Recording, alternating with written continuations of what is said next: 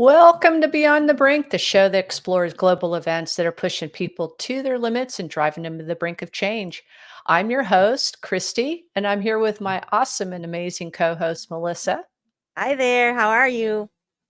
Doing great. Hey, what's the weather like out there? It's actually really nice. It's been warm all day. It was sunny and now it's kind of getting a little bit of a cool breeze, and so I've got my window open. Somebody's cutting down a tree, so I might have to shut it if the noise gets too loud. How's Well, your weather? you got the sunshine, we got the rain. So here we go. Ah, And it's cold. So, well, let's get started. But before we kick things off, let's hear from all of you awesome viewers out there, and we appreciate your support. Really, really do. You're helping the channel grow. If you're tuning in on YouTube or Rumble, don't forget to hit that subscribe button and please like and share this video. We greatly appreciate that. If you can catch up on all of our previous episodes by visiting our website, vitabroadcastnetwork.com, or on your favorite podcast platform, just search for us using the handle at Vita Broadcast. So it's an interesting topic that we came up with, and we don't know much about it. Actually, it was something that came out of a conversation on. We're actually prepping for another show, and in the discussion, it was a Bitcoin related show, and in our prep, there was just a comment that was made that Uh, Bob Burnett with Barefoot Mining is experimenting with random number generation in the Bitcoin mining space. And the purpose for doing that was to prevent the federal government from clamping down on ASIC miners as their exclusivity. So if they had multi-purpose, it would be, chip. Okay, back up. ASICs algorithm solving chips, they would have more than one use. Okay. And oh, okay. that would prevent them from being able to be, regulated or even shut down for whatever reasons. But in any case, he's experimenting with this, and it was like, wow, that what a concept. Yeah, Yeah, so adding to possibly the complexity of the algorithm. I really don't know. It just seemed interesting. So the initial question that came to my mind was, well, what the heck is a random number generator? I mean, I understand that part, that is just generating numbers randomly, but how does that do yeah, that automatically? So right. yeah. So we uh we have here, don't think you want the real technical side of things, which is a comprehensive a comprehensive outline, if you will, of random number generation and a lot of technical jargon. And then, of course, we had a little help from my big brother, Claude AI, Ah, and asked Claude to go ahead and take this information about random number generation and create a story so that maybe it's more understandable. no. So Yeah. I don't know what we're going to get, but bear with us because it's an interesting topic. It could be revolutionary in the Bitcoin space. It's another advancement in the space. And it also, I think, helps lock down the sovereignty of Bitcoin mining. Mhm. It's somewhat under attack. Yeah. So, You want yeah, me so to start out with this story that our boyfriend created for us?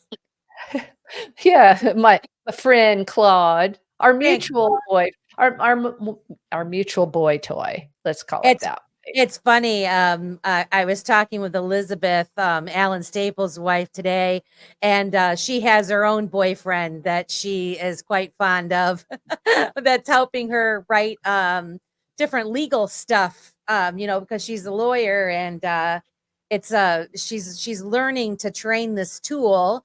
Hers isn't Claude. I don't know what hers is called, but Is hers she Bard? calls her She is boyfriend in Bard. maybe. might be. It might Yeah. be that familiar. You But know Jeff Childers, right? that name sounds familiar, but I don't know. Coffee and COVID, the Coffee and COVID, newsletter. Yeah, okay. Is he He using uses Bard quite a bit, and okay. he's what is it, a defense attorney, does, uh, what do you call it? He doesn't go to Supreme Court, but he does appellate work. Oh, okay. All right.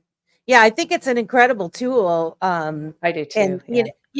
like anything else, when you have a tool, you still need to make sure that certain things are coming out the way that you want them to. And it's not perfect by any stretch, but it's definitely could be a time saver once you really learn how to use and implement that tool into your daily tasks. Especially if you do a lot of writing and whatnot, or if you're seeking out information. It could help you get some leads into finding more places to find additional supporting information and that sort of thing. So yeah, good for you. You really starting to master this tool. That's awesome. And I'm glad you're mentioning it's a tool, because you have to know how to use the tool, and if the tool malfunctions or is not operating properly, you need to be knowledgeable of misoperation. And Yeah. that's what can happen with an AI tool such as that. It's information in, information out, and if you're not giving it the proper prompting, it can literally hallucinate on you, which is what they call hallucinating and coming off with some really weird type of stuff. Yeah. So it is fascinating to have this tool available, but I like it for taking complicated topics that this normie doesn't Right. easily comprehend without having to put hours and hours of research and study into something. And there's sometimes just not enough time for that. So having a little help from my boy toy here helps out a lot Well, for the normie. uh, for the normies out there, and I'm a normie myself. So what we came up with here is the role of random number generation in Bitcoin mining. And imagine if you're taking part in the ultimate global treasure hunt, one where the prize is a literal vault overflowing with millions upon millions of dollars worth of extremely valuable Bitcoin. But cracking this hunt is incredibly complex and a challenge that requires solving a puzzle of truly epic proportions to uncover the key that's going to unlock that vault. And so, if you're confused, you're far from alone in this quest. And hundreds of thousands of skilled treasure hunters from every corner of the world are also feverishly racing, all vying to be the first to solve this intricate, high stakes puzzle. Now, this puzzle is unlike anything ever conceived before. It's essentially an ultra giant combination lock with more possible combinations than there are atoms in the known universe. Wow, I didn't realize that. Mhm. And the combinations are staggeringly long strings of numbers, letters, and characters that are mind-bendingly complicated and abstruse. So if you or a team of researchers tried to methodically test every single possible combination in sequential order, it would take millions of years longer than the current age of the entire universe. Wow, All that's right, incredible, isn't it? let's talk about that for a second. So, because I've always been confused how that whole thing works, and trusting, that it's truly um, random. Um, but reading this and understanding that it has the strings made up of different characters and letters and numbers.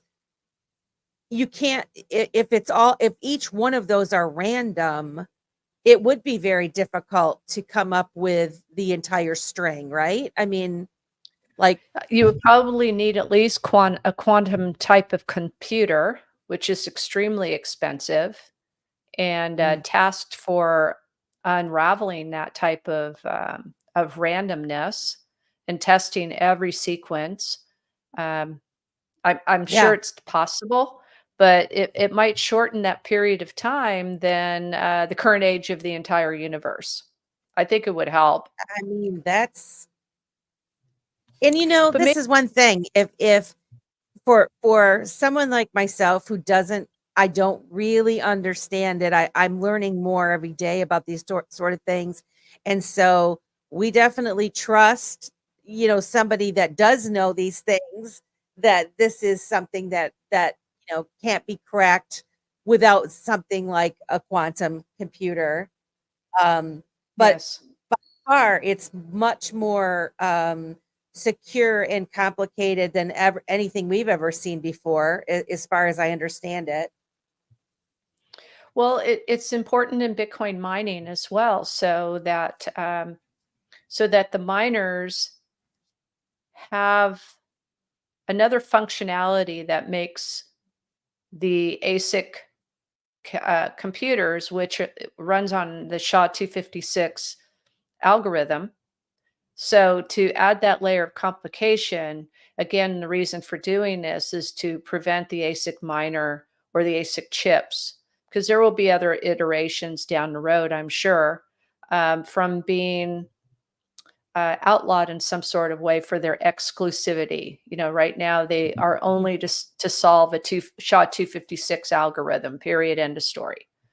So if they're assigning different numbers on a random basis incorporated into their work, I would suspect these random numbers is also help secure the network even more. So again, I don't know. This is just really interesting. But this is where random number generation comes into play. It's like an indispensable tool, like a magic wand that can effectively, effortlessly conjure up truly random combinations at staggering speeds for you to test on the cosmic lock. Isn't that weird? That Rather than is very crawling along at a glacial pace, plodding along through the possibilities in a predictable consecutive order, random number generation allows your team to blink across vast distances, exploring wildly different, scattered, and utterly unpredictable combinations in a frantic, scattershot manner. hmm. So let me marry that up a little bit here with the technical side of things. So that's on the story. Then you go ahead and you look at, I got to take my glasses off here so I can see.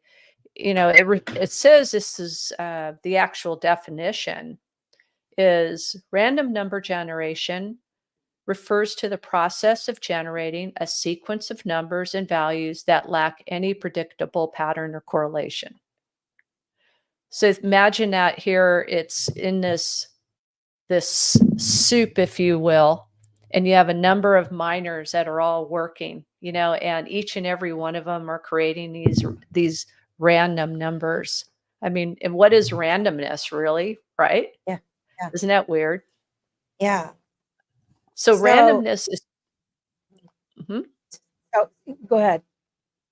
Well, it goes on to say that randomness is crucial in various applications such as cryptography, simulations, and gaming, where unpredictability and fairness is essential. So maybe this comes in a little bit more clearer when you go to a casino, which is kind of one of my favorite things to do. And I think you might like it too, right? Yeah. Yeah. And you're there and you are playing the slot machines. That is based on random number generation. So this isn't Oh, like a new didn't know. thing. It's just something that's being applied to Bitcoin mining, but at a great level.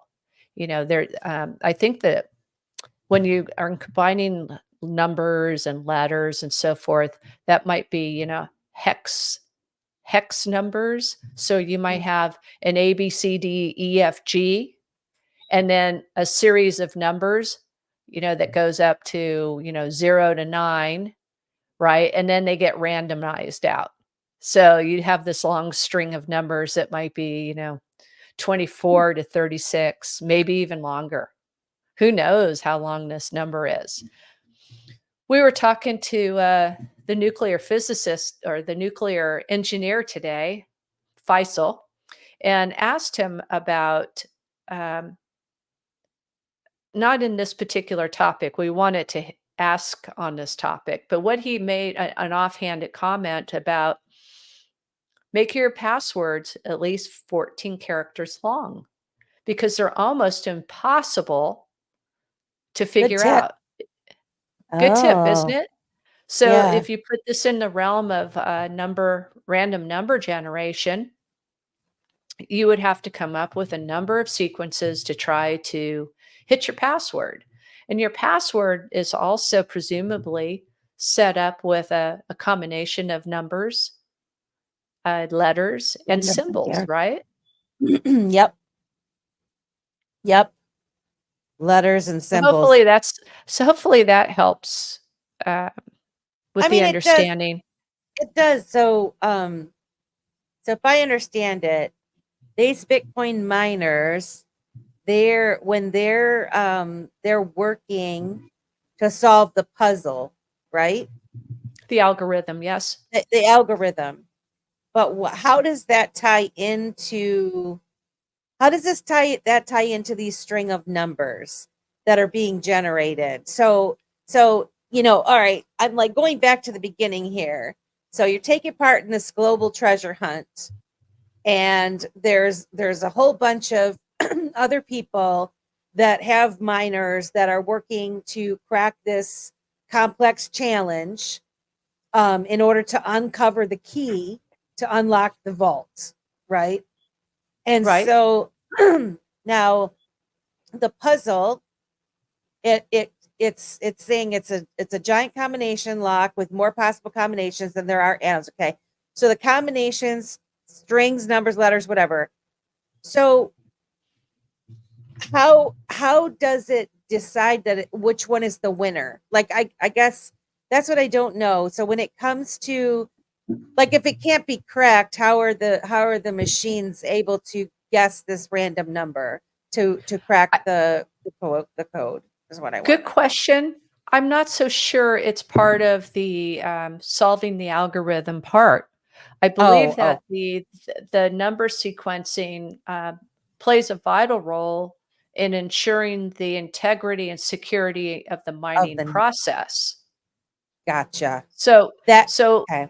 an ASIC miner is their task is to solve a SHA-256 algorithm, and it's whoever gets it first, right? So you're just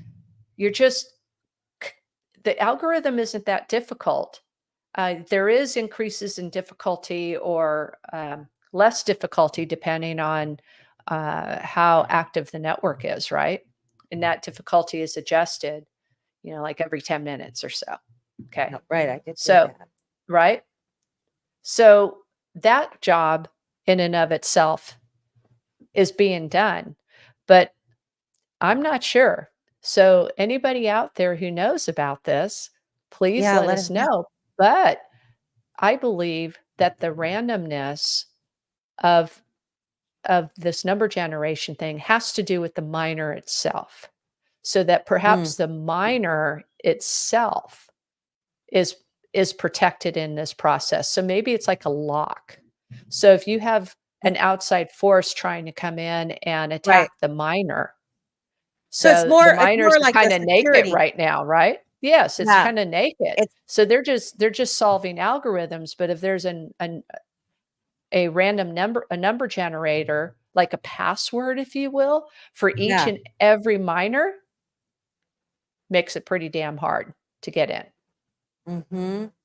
Well, I guess actually, if we keep going on with this, maybe it'll kind of explain it a little bit more.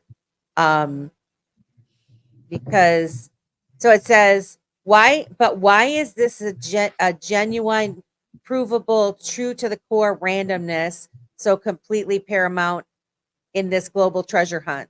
Why?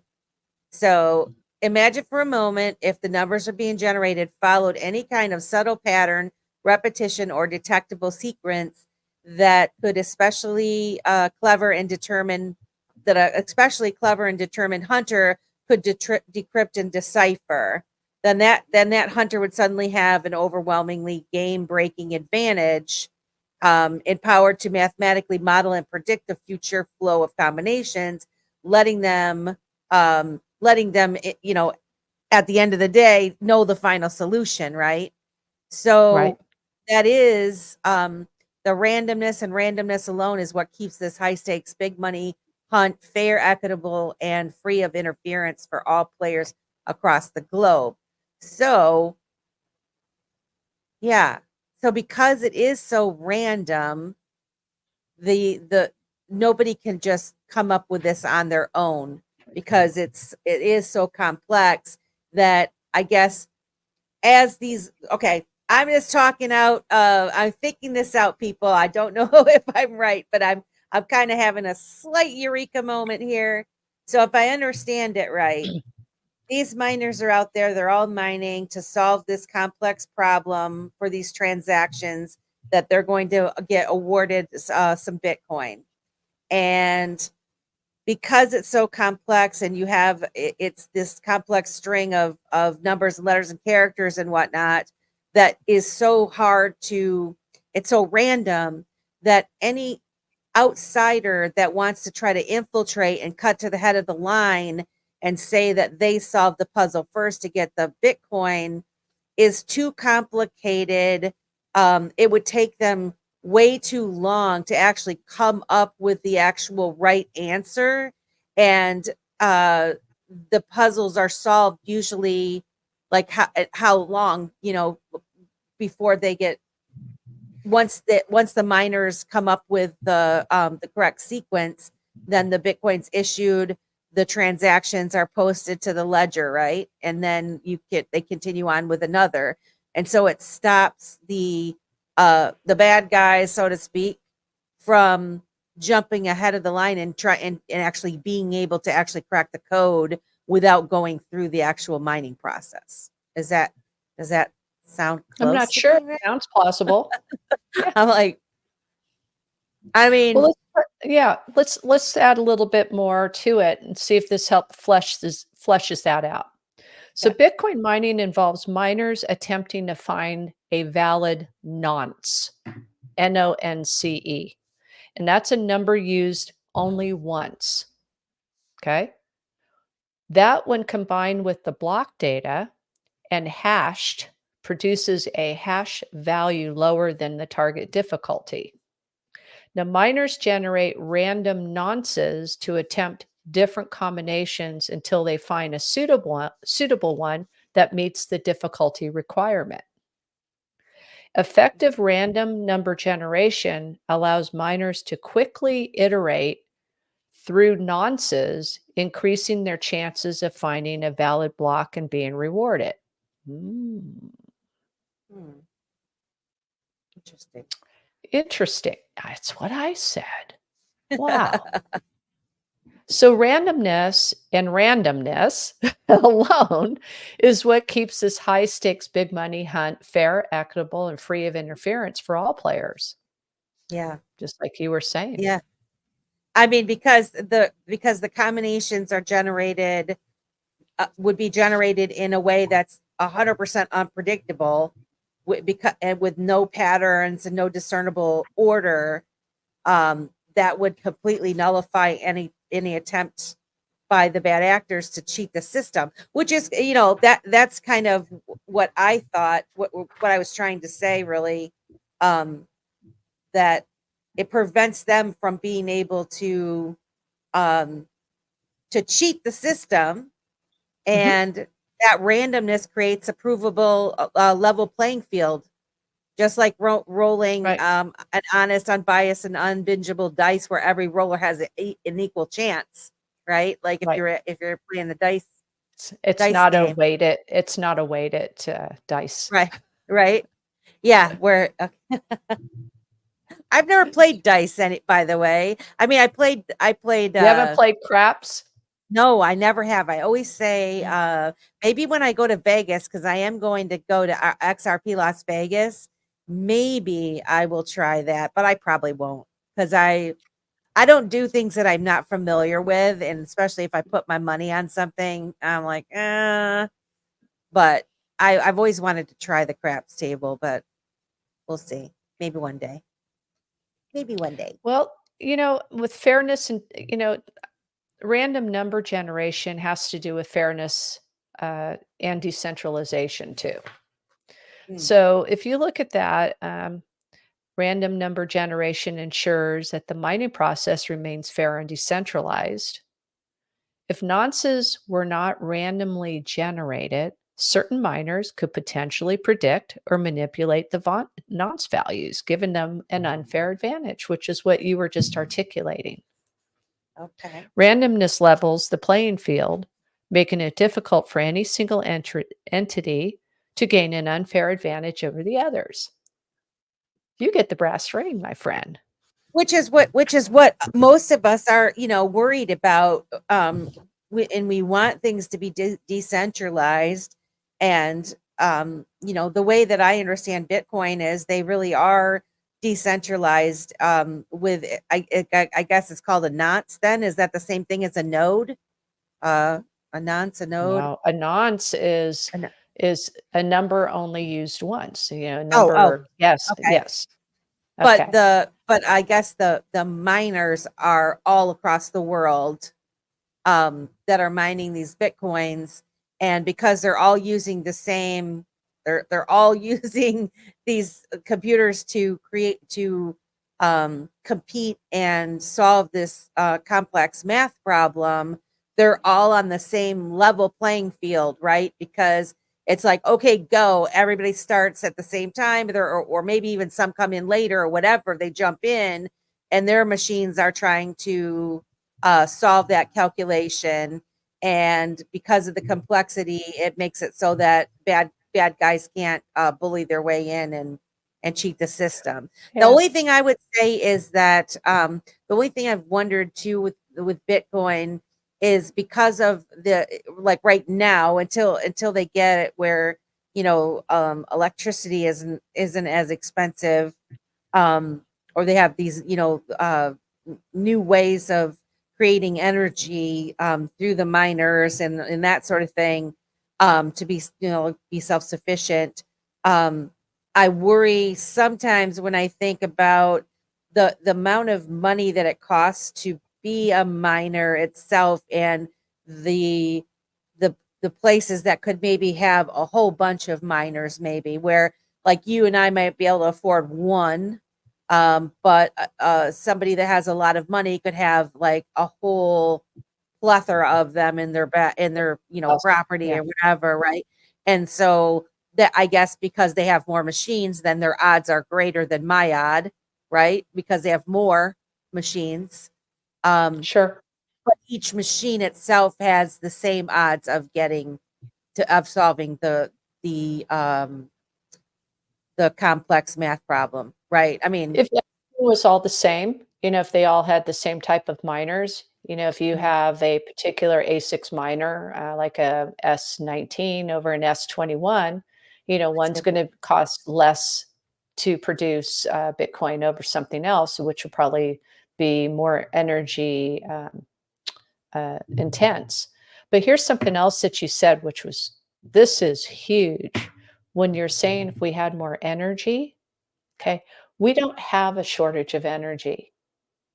What we have is we have grids, okay, and obviously we need to improve the infrastructure of our grid. No doubt about that. And that is something that has been lacking. It's been talked about, but I think that there's even more to it because energy is rather free, really. It comes in all kinds of energy sources, but more and more, our government is asking us to work around the availability and the demand requirements of energy based on the renewables. So, sunshine during the day, you might have wind at night, more windy at nighttime, sunshine obviously during the day. I happen to live in an area where we have, 300 plus, days a year of sunshine.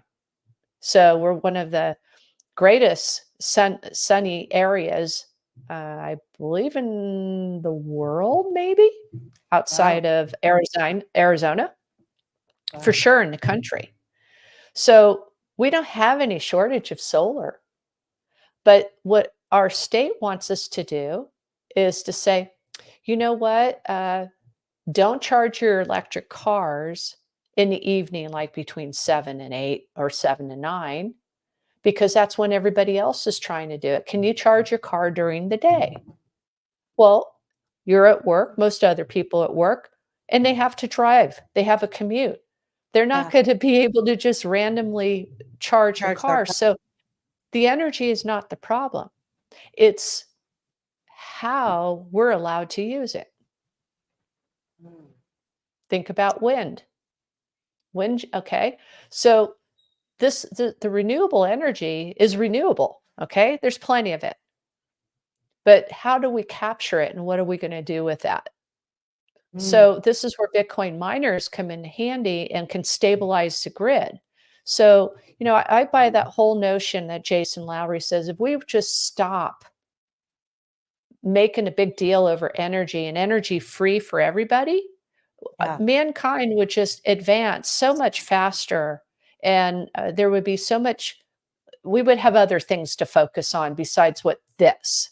This Yeah. is what we're dealing through right now is really rather draconian because we have the energy I mean, if you think capabilities. So it's a great element of control for the powers that isn't be. it interesting? Um, Yes. I mean, So it trickles into everything. I mean, it it trickles into the does. cost of everything because when Well, gas it prices go does up, when you so can does wash your everything else. clothes.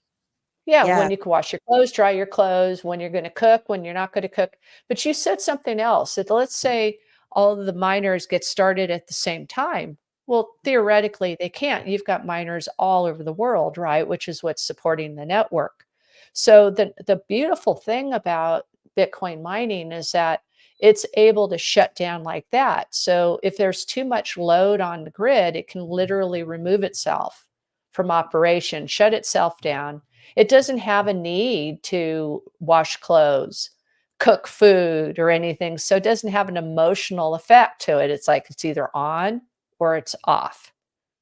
You And know, so the it will stabilize the grid at that point in time where it can use up that excess. So it's just not going off into the ethers because we're always making energy, right?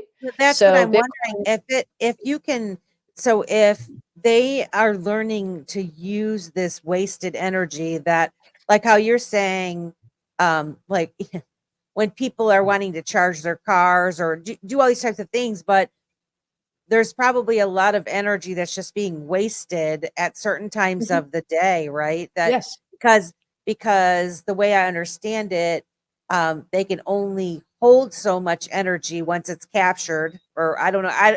I'm not the right person to use the correct terminology, people, but the way I'm understanding is when it's produced, it can only hold so much, and it can only be pushed out so far, and so as far out as the energy can reach, and then it can't go any further, like, or it gets less and less, right? Like that's why you have to have so many different, like, main stations or Like whatever you want to call it. substations. Yes, to get to where it needs to go. And so for people that are maybe like out, kind of out in the middle of nowhere, whatever, where I think they're putting some of these mining big mining businesses, I could actually see where they could actually build towns around, in like because nobody's moving out there because there's no electricity.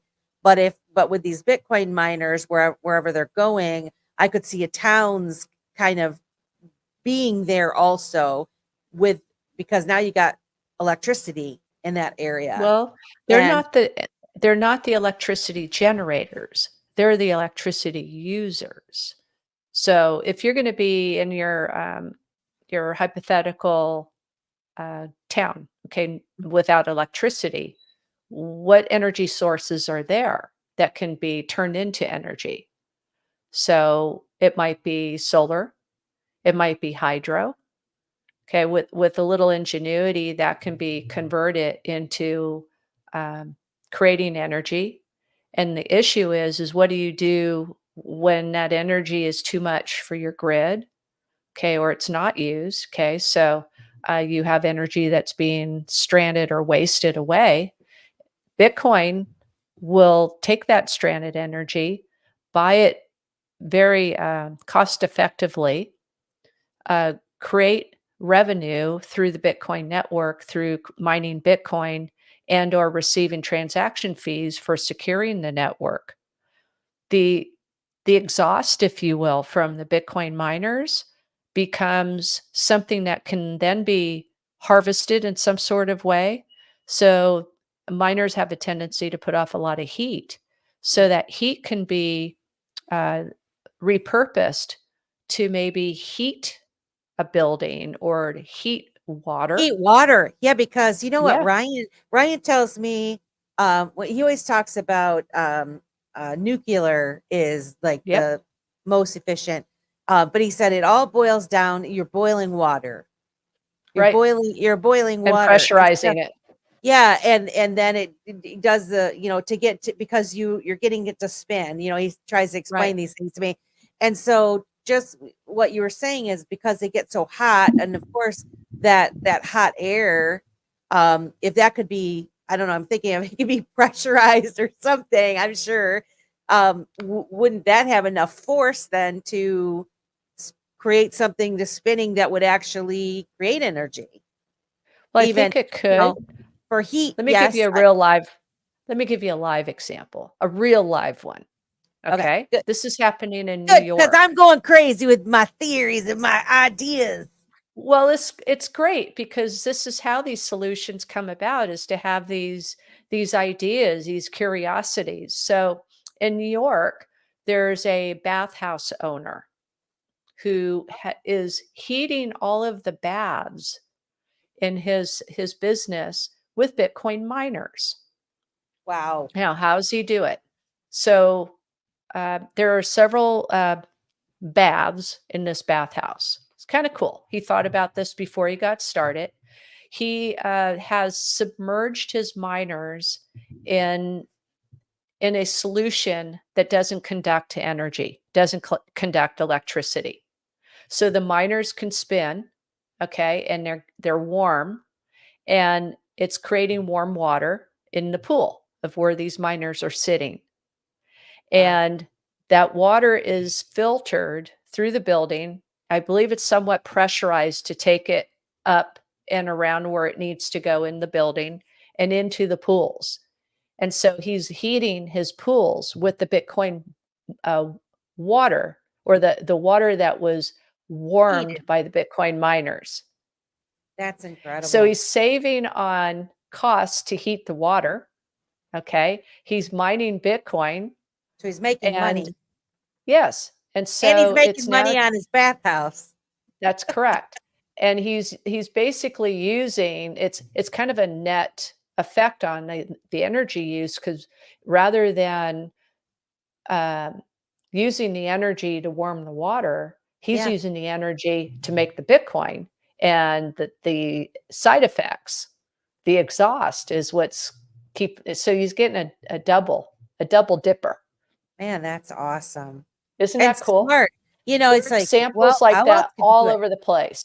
Yes, Yeah. there are there are farmers who are greenhouse growers, right? And they will mine Bitcoin. And to keep the Oh, greenhouse temperature controlled, they yeah. will exhaust the Bitcoin miners into the building, and it creates a wonderful environment for growing. Gives it a little bit of a humidity aspect in there. Wonderful for growing. So that's another example. You Wow. have and we've talked about flared gas. Um, Another way to go is you could take something that's generating steam. We have a factory here not too far away. They manufacture like Corning fiberglass, that Oh, pink yeah, stuff. Okay. yeah. Now they're using like, I think what they use, it's not the fiberglass anymore. It's some sort of like uh, remnants of off the sugar cane. So it gives Oh, it this brown color. It's interesting how they're doing it, but it holds heat. So as they're generating this plant lets off a bunch of steam. You may have seen it while you were here, saw that uh, little steam plume. Okay, oh, and I it's not a probably did. smokestack. It's a steam plume. So we were talking with this nuclear engineer that I was talking about, Faisal, and he says we're going. Oh, wonder if they thought about generating Bitcoin, Mm, using that steam. And he goes, well, they'd have to pressurize it. It's like, okay, it'd probably be pretty easy to do if they had thought about using Bitcoin miners to create that little extra revenue flow yeah, and take the benefit of the steam that they're just emitting out into yeah. the atmosphere. It is that's energy, right? Mm, And it's just going away, being wasted. It could easily be used, harvested into being used for something else. yeah, It's just incredible. So when we talk about energy, it's free. We should not be paying for it. We might have to pay for extracting it out of the ground or something like that, but generally energy is free. We're energy. yeah, It's what we yeah, do with it. yeah. Wow. Very That's kind of a interesting. long explanation, isn't it? No, I like it. It gets me thinking, what are some other things that people could come up with? And I'm sure that there's lots of them. But I mean, even, because I'm thinking about, like, say, my personal computer. I realized how even a regular computer gets pretty hot, right? Yes. If I always used to buy those little fans to sit underneath my Yeah. laptop because it's so freaking hot all the time. Um, and so I'm trying to envision, like, what these miners must look like that are housing, or they're collecting that heat that's blowing out the back of the miner, right? It would have to be coming out, so there must be some kind of gadget that's attached to the back where that would suck the heat out, and take it elsewhere, because It otherwise the whole building would be super freaking hot, and then I yes. would think that wouldn't be good for the miners themselves. They would probably be they would overheat if the heat was allowed to stay in the building, I guess what I'm saying. So they You're right. must do something. Because I know that there's people that buy these miners and they put them in the water and the bath and all that kind of stuff. But the ones that I've been seeing lately, these big, huge buildings of Mhm. these miners just all in a Oh, yeah. row, They're rows upon they're, rows and upon yeah, rows. they must have Racks. something that's taking that heat. Well, they You know, do. They do. yeah. What they do is they create a vacuum, if you will. The way the building is designed, they creating airflow from one end, and so it sucks out to the other. So it just kind of pulls the air out of the room. If you're right, if that wasn't there, the room would get extremely hot, and it would degrade the miners, right? So it would allow the heat to be pulled. They have exhaust tubes, okay, but it's not attached to each and every miner. They generally have like big exhaust. I'm going to say fans. It almost works like a whole house fan, where you can suck out all of the hot air in the house and exhaust somewhere else. That's pretty much how this works. So the exhaust part, that's where the harvested hot air could be used for something else. Yeah. I mean, well, I got two things. One, this brings me back to when I was studying up on this, and I believe it was Darren Feinstein, I think is his Mhm. name. Right? Feinstein or Weinstein? Feinstein. Feinstein. Feinstein. Feinstein. Yeah, and he's the one that really, if you ever I'll have to find it and post it in a link. But he really clicked with me when he started talking about Bitcoin and the triple entry accounting, the triple entry Yes, ledger. triple. Yeah. And so it was fascinating. And I'm like, you know what? That is like just boom. That's awesome. Never had anything like this ever. But I remember him talking about years ago, they bought like some old mine somewhere that was for something else. And he had a hard time initially getting the builders or developers or builders in there to uh, create the right environment, I guess, for the Right. mining operation that he It's was building. important. And it was Yeah. complex, and so it took, according to him, it took people that thought a little differently than your standard engineer, where they wanted to do it the way that they've always done things or whatever. And I guess the traditional way didn't really work and whatnot. But I guess I was thinking to myself, if you were a mom and pop and you know wonder if you could use a Bitcoin miner to like heat your chicken coop, in the winter Why time or something, not? Why right? not? I It mean, it we used sure to would always work have, that way. yeah, we used to always put a heater out there with the chickens, and but boy, if you could use a Bitcoin miner, or you just even, I just wonder like how safe like it would have to be filtered and whatnot, right? But It's yeah, just hot very air. interesting. I mean, yeah, Just hot air. just So had it. if when you're getting back to random number generation and we're talking about security, which is these are a great discussion. The randomness introduced by random number generation contributes to the overall security of the Bitcoin network by um, removing the predictability of nonces. Uh, so, if nonces were predictable or not truly random, attackers could potentially exploit the vulnerability to manipulate the mining process and launch attacks on the Mm, miners and on the network, which you don't want to have. What is it? A 51% attack. right. Okay. Yeah. So random number generation helps mitigate these potential security rate risks and maintains the integrity of the Bitcoin mining process. You would have to optimize uh, the miners for random number generation. So an A6. Now, what is an A6? We just call it an A6, but here's the name of it is application specific integrated circuits.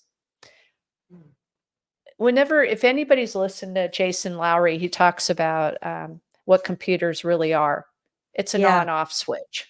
It's you have zeros and ones, binary code that basically runs everything, and a zero might be on, a one might be off, and and so ASICs are pretty much that they have a specific application, and that is to solve a SHA-256 algorithm.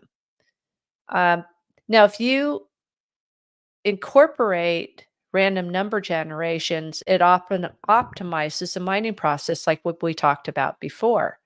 They could create random nonces at a much faster pace um, compared to software-based solutions, which is what they're kind of relying on right now, increasing the overall mining efficiency. And it allows miners to explore a larger nonce space in a shorter amount of time, improving their chances of finding valid blocks. This stuff, who thinks this stuff up? Isn't it incredible? The Yeah. other thing that it does is that it avoids duplication of work. So, random number generation will create or reduces the likelihood of the miners generating the same nonce values. Wow. If multiple miners were to use the same nonces, it would lead to duplication of work and wasted computational resources. Let's see. Now, how do you implement it? Random number generation and blockchain mining utilizes standard programming languages and libraries that operate on a binary based computer system, zeros and ones, binary code. These languages and libraries provide functions or algorithms for generating pseudo-random numbers. So your random number, and how do you do that synonymously? Yeah. Which are used to generate nonces in Bitcoin mining. Okay, fine. Interesting. Let's see. So Bitcoin mining requires a higher level of randomness and security. And then this is where it gets into cryptography. So some blockchain systems may employ advanced or cryptographically secure random number generation techniques. Oh, check this out. Cryptographically secure pseudo-random number generations. Those are called C-springs. C-springs. Okay. C-S-P-R-N-G-S. Wow. Hardware-based random number generators, deterministic random bit generators, and that's a DRBG. Holy schmoly.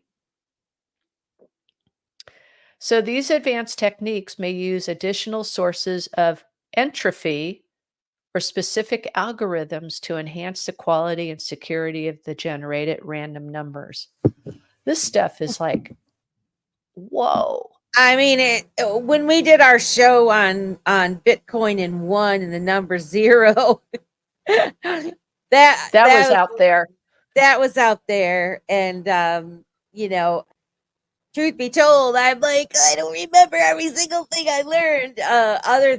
One thing I learned about that was how many thousands of years they were suppressed people from learning math. They didn't want us to know math. But this, this is extremely complicated. And so I guess rightfully so. Well, it's to lock down a very important network. Right. And then when you think about there's only going to be 21 million ever mined, and you'd want that to be ultimately like just super secure and decentralized. The more decentralized it is, the safer it is. Well, and mind you, the 21, the last coin should not even be minted until 2140. So over 100 years from now. So you have to have this super advanced technology to keep this network secure, and it's always going to be evolving from here. One last comment on this is that, and this is going to sum up to where we've talked about quantum computing. It says the potential implications of quantum computing on random number generation and Bitcoin mining are being studied, as quantum computers could potentially break certain cryptographic algorithms and impact the mining process. So hence the reason for incorporating random number generation. Very important, because really the only way you can get close to getting, where we talked about figuring this out in millions of years. It might take a lot of years before a quantum computer can figure stuff out, but then yet you're on to the next block. Okay? Right. It'd have to be, yeah. Yeah, that's what I was thinking, is that because they are fairly efficient with solving it. It is complex. It's not as quick as some of these other ones that can transact in a couple of seconds and whatnot.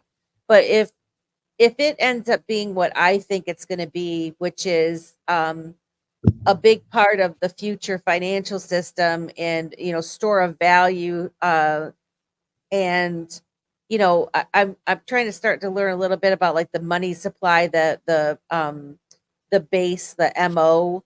I think it's going to probably be part of that in some way, like a foundational layer to support money, to support things of value. And it would have to Bitcoin, the blockchain? Yes, just Bitcoin in general, like because even if it's not the blockchain itself being it's still going to be protected by this what I want to say, after they stop mining, then what happens as far as like the security of the transactions that are going back and forth on it? You know what I mean? Like right now we're talking Yeah. about They still have to be security. verified. Yes, right. Right. Hmm. So then and it's already transitioning to that as more and more people use the network, you're going to every person pays their fair share of transactions. So it's not loaded on to the receiver of the Bitcoin or the sender. They both share in the transaction cost. So it's absolutely fair across the board. Whereas right now, if we use a credit card, for instance, the bank may end up paying for the overall service charge, but they're upraising their prices in other ways, so we're eventually paying for it too. Right. So they're not sharing in that cost; they're just making us pay for it a different way, Right. right? So, but with the way things are in the Bitcoin network, you pay yours, I pay mine. It's always going to be that way. That's built in the code. So Mm. as people, and the other part about as more people use the Bitcoin network, that implies that they're going to be selling some Bitcoin and buying some Bitcoin along the way. So as you're using more Bitcoin, you use your Bitcoin to buy something that now becomes available Bitcoin. Presumably, if the receiver of that Bitcoin is now going to go and transact with it in another way, it's going to be circulating on the network. So it's conceivable that the Bitcoin miners can do quite well on the transaction fees, but it Later. relies on transactional use. I mean, it has to be, fully adopted at that point. Mhm. But I think 100 years from now, it's quite possible. Yeah. We're already seeing that happen. I mean, we're in the hodl stage where many people are going, I'm just going to hold on to it.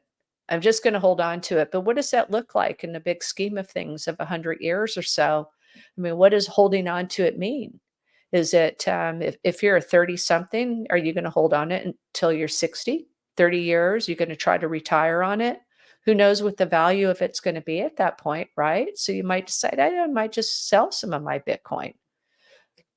You What know, if they're when still when accumulating along the way, right? So you might be able to sell some. It's kind of like how our current retirement plans look like. Who knows? one thing that you said that that I'm like, so you said something about, the in the future the Bitcoin miners could still benefit on the transaction fees, and Mhm. the transaction fees are shared, between the seller and or the A person B or whatever. But then that still kind of keeps us paying to use our money, right? If Well, the no. miners are, well, I mean, if you've got to pay a fee to the miner to do your transaction, isn't that paying Well, to use? well, how could you, if you're going to transact it in a network, okay, you're actually paying a fee to use the network, not paying a fee to use your money, because you could literally trade your Bitcoin peer to peer with somebody else, send it to them. It is once it's on the network, you're just paying for. It's like getting on a subway or something like that and going from station to station. That's what you're paying for, is to get that ride. Right. So you're not paying to be able to spend your money, But you're still paying you're still paying to use your to money. use the network so Yeah, it can to use, transport from one right. place to another. But if I send you from my wallet to your wallet, is that not still using the network? It It's still is. it is still using the But network. And so I wouldn't is there a little bit of fee for me to send you money from my Bitcoin wallet to your Bitcoin wallet? Because technically, whether we go through a yes, third there's a party, very like, small fee.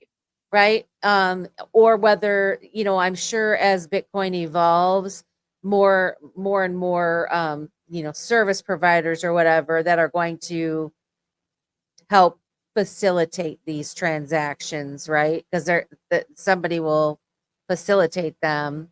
I guess I'm just still seeing that we're going to be paying a fee The to facilitator will be the miner. the miner. Yeah. Mhm. It's no different if you use a debit card, Right. you're paying a fee. Yep. If you use an ATM machine, if it's not in your own network, really, Yeah, you you're gonna gotta be pay paying, extra what, fees. $3.50? And I would suggest that the cost of using the Bitcoin network is far less than trying to move, money on the current SWIFT system. It's expensive, very Yeah. expensive, especially if you gotta send money overseas or something like that. I mean, where you can end up, eventually maybe using 40% of the transfer up in fees. I mean, I guess I would think this. So I personally think that Bitcoin is going to be, like I said, more of a store of value than people using it for everyday I think so too. transactions. Because That otherwise, yes. I think that would be too expensive. I mean, Well, it at could the be. end of the day, I think I wouldn't want to, because if like there's all the different things, like the banks have gotten away with only charging a fee for certain things because they know people would lose their shit if they were actually charging us every single time we used our money. But like you say, they sneak around and they pretend that they're not charging us, but they charge us in different ways. So I guess my hopeful thought is that we're going to head into a time where we're not getting hammered with fees all of the time. But I guess I this think would be, fees I yeah, think fees are just gonna is just a part of our life, and it is actually, um just part of the responsibility of yourself. Let's say when you go and you buy gasoline, you don't want to pay a premium on gasoline just because it's gasoline, but and let me say that differently. You pay a premium. Um, let's take all the taxes and stuff out of it. Let's say that they didn't exist. Gasoline is gasoline, right? Water is water. So why should there be a premium on water across town when I'm getting the same water in another part of town, right? But the fee I might be paying for is if I have to ship it yes. to the other side. So that would be my share of cost for using the network for shipping. Mhm. But the overall commodity is the same price. Um, we get jacked around because we have taxes and so forth put on these commodities, which are the same for everybody else. Mhm. Water, gasoline, sunshine, all of that. It's a screwed up system and it's archaic. And I think Bitcoin and this technology is allowing us to look at these things differently. Yeah. To your point too, I think that the more I agree with you. I don't see Bitcoin being, the transactional uh, cryptocurrency. Yeah. I think it is a store of value. I think it might be used in different ways. Um, Maybe Litecoin might be that transactional coin. It might be XRP. It might be something else. I don't know. But I think that's kind of where it is. And then Bitcoin is being the gold to maybe the Litecoin silver or some other silver alternative. Um, Fees, I think, will get expensive as our ability to deliver on a network gets better. It's like the Lightning Network is a layer two solution built on top of Bitcoin. So that is far less expensive than trading on main chain, far less. It's Yeah. quick and its settlement process is a little bit different, but it still allows the end user to have that instantaneous Can spend I on it rather than having to wait 10 minutes for a block to clear. I have a question for you, and I know we're already at almost 10 after 9. Yeah. Um uh So when I think about that, how you said there's the layer 2, um, tell me if I'm right or wrong, because what pops in my head, and I just think about, working for different companies and that, and where people use credit cards, right? Like there was a company that I used to do books for, and I'd go in there, and I won't even tell that story. Anyway, the credit card machine, he'd process the transactions, and then they didn't get settled until the end of the night or end of Oh, day. They right. would get Batching. sent.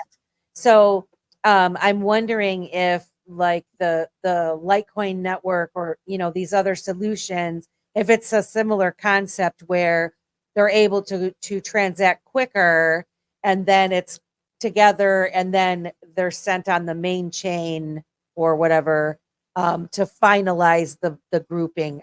Is that right or wrong? Do you know? Let me repeat it back what I'm thinking you're saying and see if we Okay. got the same thing. Yeah. So, if we use email as an example, email is sent in packets of bits and bytes. Okay. So a byte might be a packet of like 8 bits. Okay. So when you send email, it is sent on a network, route it to the most efficient place for it to go. And it is all broken up in different, okay, all out order. But when it gets to the end, through the routing mechanism, it knows how to put the whole thing back together. And we know how fast email can be, right? That's Yeah. how fast it works. Yeah. So Lightning Network works with that same type of concept. So it can break up the transaction and route it through the network in the most efficient way. It does the waiting for the 10 minutes to clear on the blockchain. So it will find its way to go back on the mainnet blockchain, but it's running on top of it, keeping track of everything that's going on to make sure that that transaction can clear and is validated, and it's done like that. So So, but it is broken up into pieces and finally brought back, put together and say, we've got a validation. And then it's catching up with the big, or I should say, it's waiting for the layer 1, the main to chain to finalize. catch up with it. Yeah. Okay. So but, and I guess so, my comparison. So what you're saying is the Lightning Network allows people to transact faster, than they would on the Bitcoin network or Oh, for layer 1 sure. network. So I go in, I spend my Litecoin, it's done, I'm out the door, no waiting 10 minutes and whatever. I would imagine that if there was some issue with that transaction, like they're kind of putting themselves out there by clearing certain transactions prior to being verified on the layer 1, like completely closed out on the layer 1, right? I think That's it has some sort of intuitiveness to know that that's a valid transaction, mhm, because it runs so much faster and it has less friction than the layer 1. The layer 1 is, running through so many nodes and has to work through the entire network, right? Takes mhm. 10 minutes, validate, six validations, that type of thing. Lightning is just so much faster because it can consolidate that process. Hmm. So, but the final validation, Lightning says it's validated. It knows it will get the validation on the main net. Hmm. That's because, and they're all in the same network anyway. So, I So mean, it's and not that's running where outside a Bitcoin network. It's this, in the Bitcoin network. this is where my mind went to, like the credit card thing, because Right. as people come in to transact, they run their card. It either says, "Yep, good, sign and go, bye," and then the store owner, the shop owner, they have to settle. They're supposed to settle your cards every evening.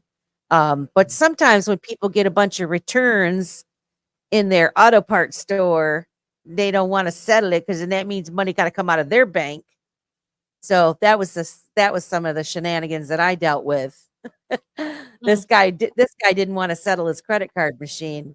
And I'd go in there and it'd be like days or he didn't settle it. And he didn't settle it because he had a bunch of refunds that were more than his credit cards. And Got so it. he didn't, but in any event, once they I don't settle it, then what's that? Then I that's don't directly talking to me. Yeah, and in that scenario, when you settle, you are creating the transaction, is going on a Swift network. It is running to a bank. It's got to settle to another bank. So there's a lot of stops along the way. Yes. That's not the case with Bitcoin, right? Um, No, and no, no, no, I I would know that. but they're not batching their transactions either to settle, like, at midnight, That's when what you I go, was "Oh, wondering. you may not see it on your statement till tomorrow," or if you go Right. log in, right?